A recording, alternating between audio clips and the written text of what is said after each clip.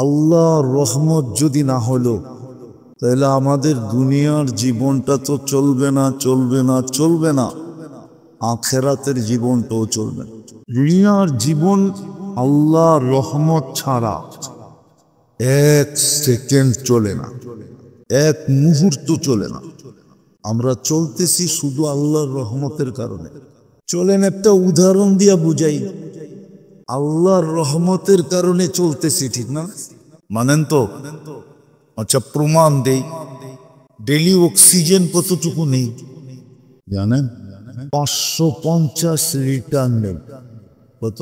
পানির দামে যদি দাম দিতে হতো তাহলে ডেলি 16,500 টাকা বিল দিতে হতো, কিন্তু 1 টাকাও তো বিল দিই না, ঠিক না? অক্সিজেন দেন না, দেন না। আচ্ছা চলেন 1 টাকাও দিই না। এই মজমায় কয়জন আছে ডেলি 100 বার মনের থেকে আল্লাহ বলে? একজনও তো নাই। তারপরও তো অক্সিজেন দিতেছেন। এটাকে দয়া বলবেন না তো কি বলবেন? বলেন আপনাদের বাসায় এটাকে দয়া বলবেন না বলবেন না?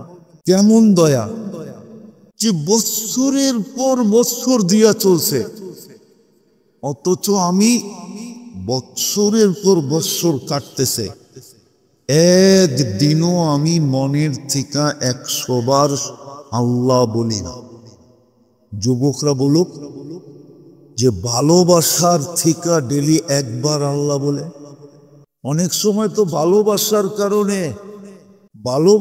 কারণে মনের থেকে মুখে দিয়া মাঝে মাঝে এটাও তো বলে, তুমি কোথায়, নেটে তো পাই না।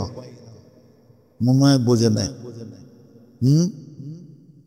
মনে হয় আপনারা বুঝেন নাই, যারা বুঝার ওরা বুঝছে। মাঝে মাঝে তো মনের থেকে এই আফসোসও করে যে তুমি কোথায়, নেটে তো পাই না।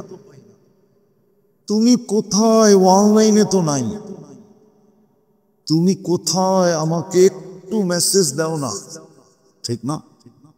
সারাদিন তো কতবারই বলি, ঠিক না? এরম মনের থেকে একবার আল্লাহ বলে কিনা জিজ্ঞেস করেন। তার সত্ত্বেও তো পাল্টেছে। বুঝা গেল এটা রহমতের কারণে পাল্টেছে, দয়ার কারণে। এতটুকুই দয়ালু হয়ে গেছে যে আমাকে ডাকুক আর না ডাকুক, পয়সা দেখ আর না দেখ, আমার দায়িত্ব হইল অক্সিজেন দেওয়া, আমি দিতে থাকবো। আরে জোরে বলেন না।